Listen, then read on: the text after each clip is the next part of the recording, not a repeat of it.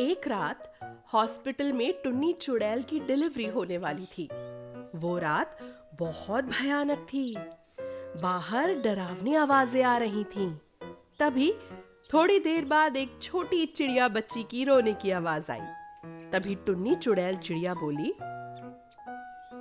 टुनटुनी मत रो बेटी, रोना तुझे नहीं किसी और को ही है। कुछ दिन ऐसे ही बीत गए। एक दिन टुन्नू चिड़ा अपनी कार से देर रात आ रहा था। तभी उसके सामने अचानक टुन्नी चुड़ैल चिड़िया आ गई और उसका एक्सीडेंट हो गया। टुन्नू चिड़ा बोला, अरे बाप रे, ये क्या हो गया? मुझे यहाँ से जल्दी निकल लेना चाहिए, मुझे कोई देखे उससे पहले। टुन्नू चिड़ा घबराते हुए जल्दी से निकल गया। तभी उसने पीछे देखा तो उसको भूतिया टुन्नी चिड़िया दिखाई दी। टुन्नी चुड़ैल बोली, तेरे इस धरती पर दिन पूरे हो चुके हैं, तुझे मारने वाली ने जन्म ले लिया है, अब तू नहीं बच सकता। इतना बोलकर भूतिया टुन्नी चिड़िया गायब हो गई। टुन्नू चिड़ा घबराते हुए घर आया तो उसने घर के बाहर खून से वही लिखा हुआ देखा जो टुन्नी चिड़िया ने उससे बोला था। तेरे इस धरती पर दिन पूरे हो चुके, तुझे मारने वाली ने जन्म ले लिया है, अब तू नहीं बच सकता। ये पढ़कर टुन्नू चिड़ा बहुत ज्यादा घबरा गया और भागते हुए घर के अंदर गया और अपनी माँ गौरी कौवी को ये सब बताया। गौरी कौवी बोली, अरे टुन्नू, तू पगला गया है क्या? कैसी बहकी बहकी बातें कर रहा है? चल, मैं चलकर देखती हूँ कहाँ क्या लिखा है। गौरी कौवी और टुन्नू की बहन लीसा कबूतरी और टुन्नू बाहर आकर देखने लगे तो उन्हें कुछ भी दिखाई नहीं दिया। दोनों माँ बेटी टुन्नू चिड़े पर हंसकर अंदर चले गए। टुन्नू चिड़ा बोला, आज ये मेरे साथ क्या हो रहा है? टुन्नू चिड़ा भी सोने के लिए अपने कमरे में चला गया। तभी आधी रात को एक छोटी सी चिड़िया उसके कमरे में हंसते हुए आई। इतनी रात छोटी बच्ची को देखकर टुन्नू चिड़ा बोला, हे भगवान, ये इतनी रात को ये बच्ची मेरे कमरे में कहां से आ गई? तभी वो बच्ची एक भूतिया चिड़िया में बदल गई और वहीं टुन्नी चुड़ैल चिड़िया भी आ गई। टुन्नी चुड़ैल बोली, तेरे इस धरती पर दिन पूरे हो चुके, तुझे मारने वाली आ गई है, आज ये तेरा आखिरी दिन है, अब तू नहीं बच सकता। टुन्नू चिड़ा बोला, अरे टुन्नी, तुम ऐसा मत करो टुन्नी, मुझे माफ कर दो, मैं तुम्हारा पति हूँ। कुछ समय पहले टुन्नू, उसकी माँ और बहन ने मिलकर गर्भवती टुन्नी चिड़िया को मार डाला था और उसकी मौत को एक्सीडेंट बताकर बच गए थे। इसलिए टुन्नी चिड़िया एक भूतनी टुन्नी चिड़िया बन गई और उसने एक चुड़ैल बच्ची को जन्म दिया। वही चुड़ैल बच्ची अब टुन्नू चिड़े को मारने आई थी। भूतिया बच्ची चिड़िया टुन्नू के गले पर जाकर उसका खून पीने लगी और उसे तड़पा तड़पा कर मार डाला। इसके बाद लूसी कबूतरी और गौरी कौवी को भी इसी तरह तड़पा तड़पा कर मार डाला। गरीब अमीर का खिलौना घर। नंदनपुर गांव दो हिस्सों में बटा हुआ एक छोटा सा गांव है। गांव के एक हिस्से में अमीर पक्षी रहते थे और गांव के दूसरे हिस्से में गरीब पक्षी अपना गुजारा करते थे। गांव तो दो हिस्सों में बटा हुआ था, लेकिन उस गांव में एक ही पार्क था जहां शाम होते ही गरीब के बच्चे और अमीर के बच्चे खेलने आते थे। गांव के बड़े और बुजुर्ग पक्षी कभी भी अमीर और गरीब में भेदभाव नहीं करते थे, लेकिन अमीर पक्षियों के बच्चे खुद को गरीबों से ऊपर समझते थे। शाम होते ही वो पार्क में जाते। पार्क में पहले से ढेर सारे झूले और खेलने की चीजें थीं, लेकिन फिर भी वह अपना खुद का महंगा खिलौना लेकर जाते थे। अमीर पक्षियों के बच्चे गरीबों को अपना खिलौना छूने तक नहीं देते थे। उन्हें उन महंगे महंगे खिलौनों से खेलता देख गरीब बच्चे खेलना भूल जाते हैं और उन्हें देखते रहते हैं। एक गरीब पक्षी अपनी दीदी से, टुनटुनी दीदी, उनका खिलौना घर तो देखो, कितना मस्त है। चलो ना दीदी, एक बार हम उनके खिलौने घर को नजदीक से देखते हैं। नहीं देख सकते सोनू, वो अमीर लोग हैं, वो लोग हमें अपने पास नहीं आने देंगे। पास जाकर उनका खिलौना घर देखना तो दूर की बात है। बस एक बार चलो ना दीदी, बस एक बार प्लीज। अच्छा ठीक है भाई, चल। ऐसे जिद करके सोनू अपनी दीदी टुनटुनी के साथ अमीरों के पास उनका खिलौना घर देखने चले जाते हैं। उन दोनों भाई बहनों को आता देख अमीरों के बच्चे गुस्सा हो जाते हैं। ए, तुम दोनों इधर धनवानों की तरफ कैसे आए? पार्क का ये हिस्सा सिर्फ हमारे जैसे धनवानों का है। जल्दी जाओ यहाँ से, वरना मैं अपना ये टॉय हाउस तोड़कर मम्मी को तुम्हारा नाम बता दूंगा। धनवानों के बच्चे टुनटुनी और सोनू की बहुत बेइज्जती करते हैं, उनका मजाक बनाते हैं। तभी वहाँ पर उनके माँ बाप आ जाते हैं और उन्हें डांट कर समझाते हैं कि किसी का मजाक नहीं उड़ाना चाहिए। सब अपनी किस्मत का खाते हैं और टुनटुनी और सोनू से माफी मांगने के लिए कहते हैं। हाँ, मैं क्यों माफी मांगू इन भिखमंगों से? माफी मांगना है तो ये मांगेंगे, वो भी मेरे पैर पकड़कर।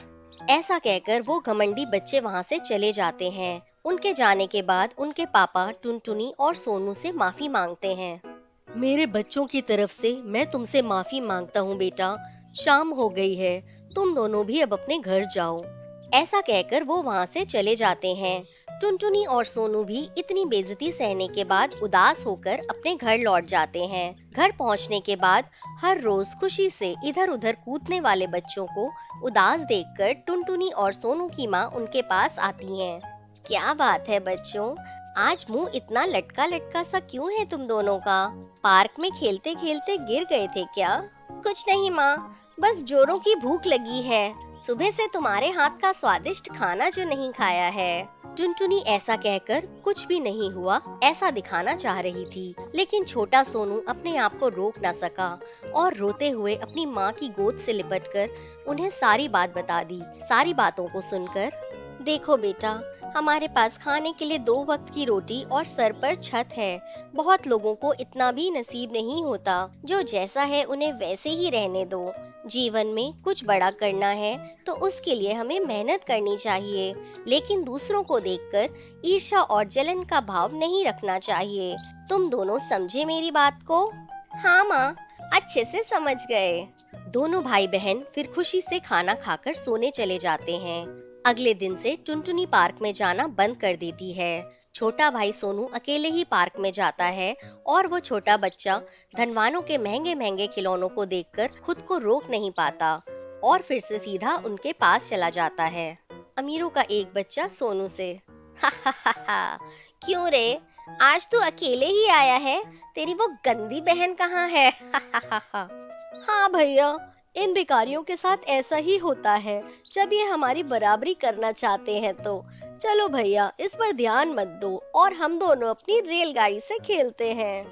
ये सब सुनकर छोटा सोनू वहाँ से रोते हुए अपने घर चला जाता है। बहन टुनटुनी अपने भाई को रोता देखती है। क्या हुआ भाई, रो क्यों रहे हो? उन बच्चों ने फिर से कुछ कहा क्या? हाँ दीदी, वो बच्चे बहुत गंदे हैं। अब मैं कभी उस पार्क में खेलने नहीं जाऊंगा। कल से दिन भर घर पर ही रहूंगा। नहीं सोनू, कोई जरूरत नहीं है घर पर रहने की। कल माँ ने जो हम दोनों से कहा है, मैंने उस बात को कुछ ज्यादा ही गंभीरता से ले लिया है। ये देखो सोनू, हमारा अपना टॉय हाउस। अरे दीदी, ये टॉय हाउस तो उन धनवानों के टॉय हाउस से भी अच्छा है। पर दीदी, आपने ये टॉय हाउस कैसे खरीदा? मैंने अपनी गुल्लक को तोड़कर उसके पैसों से ये टॉय हाउस खरीदा है भाई। कल से हम अपने टॉय हाउस से पार्क में खेलेंगे। ऐसे ही कल शाम को टुनटुनी और सोनू अपना सुंदर सा टॉय हाउस लेकर पार्क में जाते हैं और खेलने लगते हैं। अमीर बच्चे दोनों भाई बहन के पास आए टॉय हाउस को देखकर हैरान हो जाते हैं। रोज जिस तरह टुनटुनी और सोनू अपना खेल छोड़कर उन्हें जैसे ही देखते हैं, बिल्कुल उसी तरह आज धनवानों के बच्चे उन दोनों को वैसे ही देख रहे थे। लेकिन टुनटुनी में थोड़ा भी घमंड नहीं था। उसने धनवानों के बच्चों को भी साथ खेलने का न्योता दिया। उन बच्चों की माँ ये देखकर वहाँ आती है। जाओ बच्चों, इतने दिनों से मैं तुम्हें यही समझाने की कोशिश कर रही थी। सबको साथ में मिलजुल कर रहना चाहिए, घमंड नहीं रखना चाहिए। जाओ, टुनटुनी और सोनू के साथ खेलो। और उस दिन से सभी बच्चे पार्क में रोज शाम को साथ में खेला करते थे। नंदनपुर नाम के गांव में टुन्नू और उसका परिवार रहते थे। टुन्नू के परिवार में उसकी पत्नी टुनटुनी और उसका 2 साल का बेटा बंटी रहता था। टुन्नू बेहद गरीब था। दिन में वो पास के जंगल से लकड़ियां इकट्ठी करके लाता और शाम को उन्हें गांव के बाजार में बेचता। टुन्नू जो थोड़े बहुत पैसे कमाता, उनसे वो अपने परिवार के लिए राशन का सामान लेकर घर चला जाता। चाहे आंधी आए या तूफान, इसी तरह टुन्नू रोज जंगल से लकड़ियां इकट्ठा करके लाता और गांव के बाजार में बेचता। एक दिन गांव में बहुत तेज बारिश हो रही थी। रोज की तरह टुन्नू लकड़ियां लेकर बाजार गया, लेकिन दिन भर उसकी एक भी लकड़ी नहीं बिकी। हे भगवान, ये कैसी जिंदगी दी है आपने। अगर आज लकड़ी ना बिकी तो मेरे बीवी बच्चे को भूखा सोना पड़ेगा। थोड़ी देर में एक भिखारन गरीब गौरी कौवी टुन्नू के पास आई। भैया, क्या आप मुझे ये लकड़ियां दे सकते हैं? मेरे घर पर आग जलाने के लिए कुछ भी नहीं है। मेरे बेटे की तबीयत बहुत खराब है।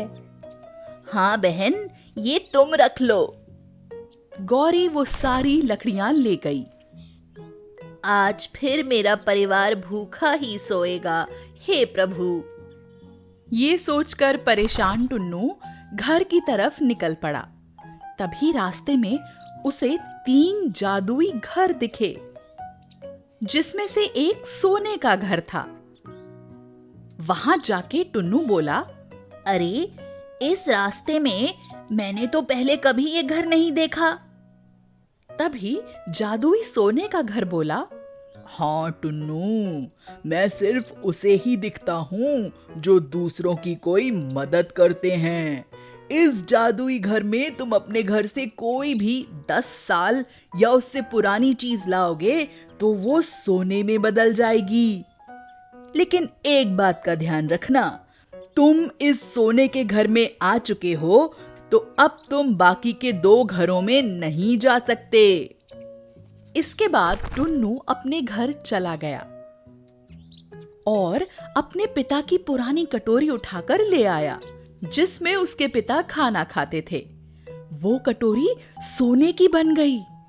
टुन्नू अब रोज लकड़ियां बेचने जाता और वापस घर आते वक्त रास्ते में अपने घर की किसी पुरानी चीज को सोने का बना देता। ओ भैया, इस सोने के कंबल का कितना दोगे? टुन्नू जी, इसके तो पूरे 1 लाख रुपए मिलेंगे। ऐसे ही कुछ दिन बीत गए, लेकिन तब तक टुन्नू के मन में लालच आ गया था। टुन्नू अपनी पत्नी से बोला, अरे ओ भाग्यवान, सुनती हो? अब तो हमारे घर में कोई भी ऐसी चीज नहीं है जो 10 साल या उससे पुरानी है। तुम एक काम करो, पड़ोस के मिट्ठू तोते के घर से कोई ऐसी चीज चुरा लो जो 10 साल या उससे पुरानी हो। टुन्नू की पत्नी टुनटुनी ने ऐसा ही किया। वो मिट्ठू तोते के घर से एक बक्सा चुरा लाई। टुन्नू चुराए हुए बक्से को टुनटुनी के साथ जादुई सोने के घर में ले गया, लेकिन बक्सा तो वैसा ही रह गया, मगर टुनटुनी सोने में बदल गई और सोने का वो जादुई घर गायब हो गया। हे भगवान, मुझे माफ कर दीजिए। अब मैं लालच नहीं करूंगा। मेरी पत्नी मेरी सब कुछ है।